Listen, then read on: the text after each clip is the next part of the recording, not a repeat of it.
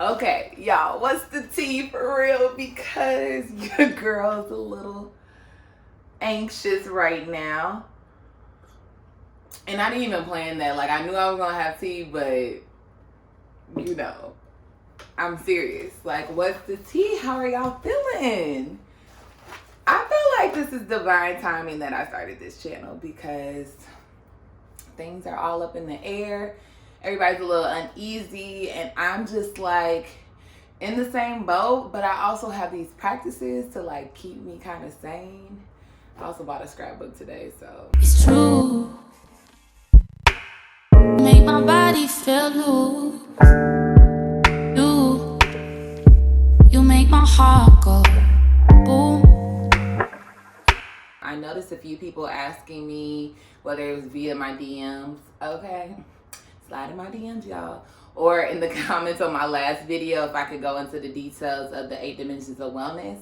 I've done a lot of research about what the 8 dimensions are since I learned about them in October. However, people have been researching this for years and years and years on out.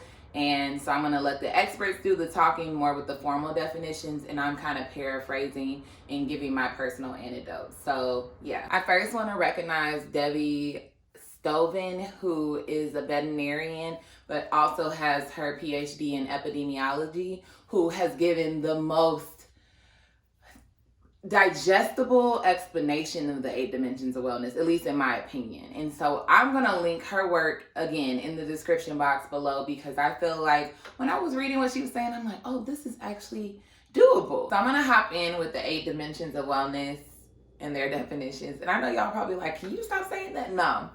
Okay, it's called 8 for a reason. I told y'all that, so skip.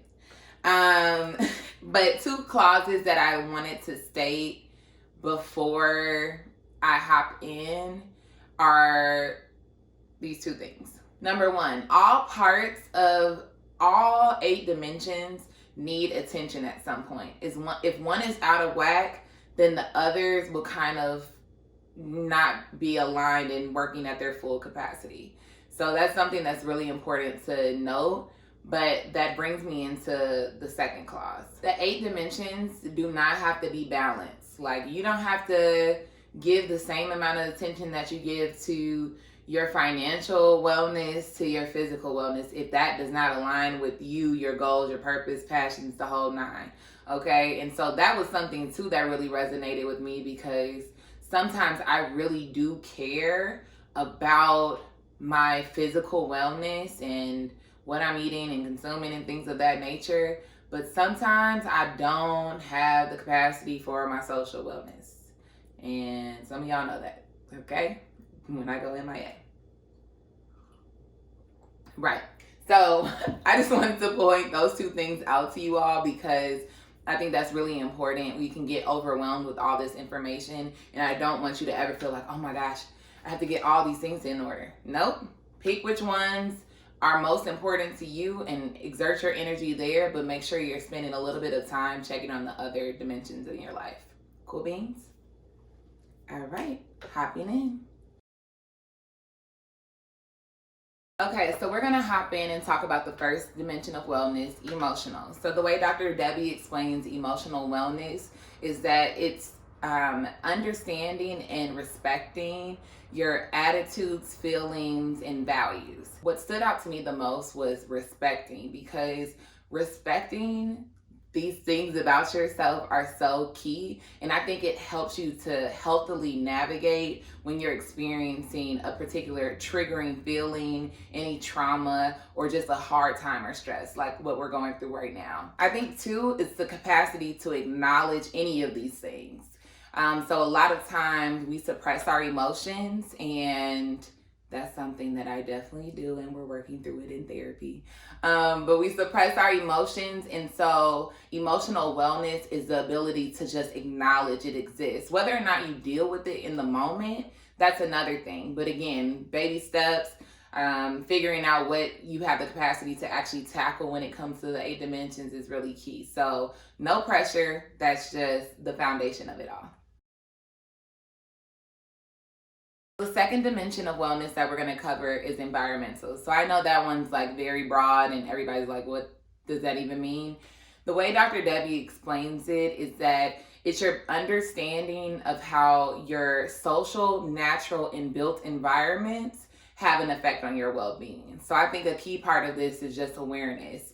How is my surrounding, whether that's my living situation, the people I'm around, the pollution I'm consuming, I don't know, whatever, affecting my well-being? Another part is, what role are we playing as individuals in protecting our world, protecting the planet, making sure that it's healthy, making sure that the next generation can enjoy it in the way that we do? The one that we often talk about, and especially in times like these, is financial wellness. So that's explained to be managing of your resources. I took it as your monetary and material resources and living within your means. Another part is making informed decisions around investments, making sure that you have realistic goals and that you're preparing for emergencies. Another main part of financial wellness is understanding that everybody's priorities, values, and needs when it comes to financial wellness might not align with yours. And that has been such a huge thing for me. I used to be the person that would be like, well, why is this person spending money on this if they, just did this the other day or said they don't have it for this?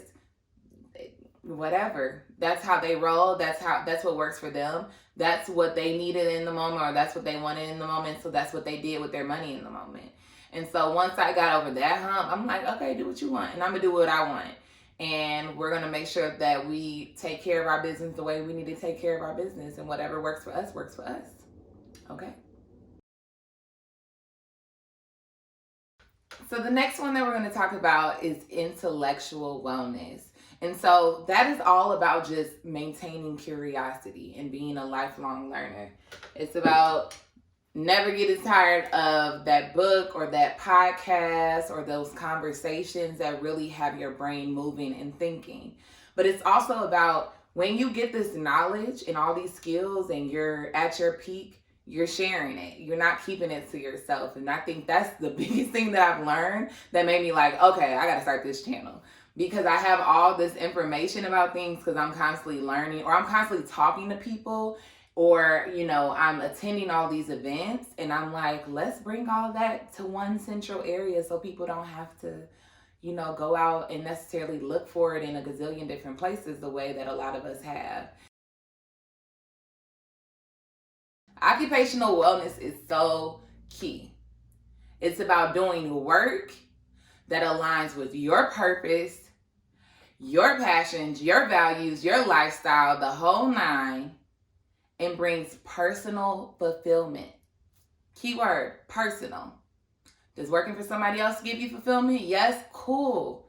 If working for yourself gives you fulfillment, cool. But it's about you. It's not about anybody else, okay? And on top of that, it should be rewarding.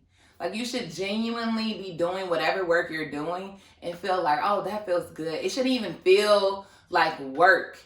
It should just feel like you're doing something that's like in alignment with where you're supposed to go, your mission on this earth. And if it doesn't, then okay, we're gonna have to reconsider some things. So physical wellness, which I love talking about physical wellness, because there used to be this big conception that physical wellness was the only way you could tell if somebody was like healthy or whatever, and it's not true. But what I will say about physical wellness is it's all about caring for your body right now and in the future / for the future.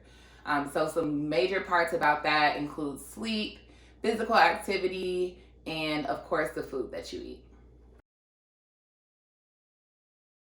So social wellness is all about maintaining and developing healthy relationships. So when we're talking about relationships, we're talking about both friendships and intimate ones. And I think something that I really like that Dr. Debbie speaks about is the concept of caring for others and allowing them to care for you as well as a part of this social wellness dimension. And so I don't think that's something we talk enough about, and it's definitely something I need a little help on because, your girl will care for people. And then I'm like, close off to other people. But that's also because I'm a Cancer and an Aries moon. So Last but not least, we're going to discuss spiritual wellness. So, the way Dr. Debbie describes this is finding purpose, meaning, and value, whether it's through organized religion or not.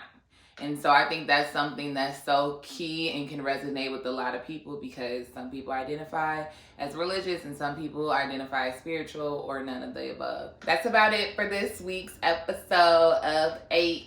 I don't really know if they're episodes, but video. I'm gonna put the question of the week after this at some point. My mom said it was a little too quick, so I'm gonna make it longer.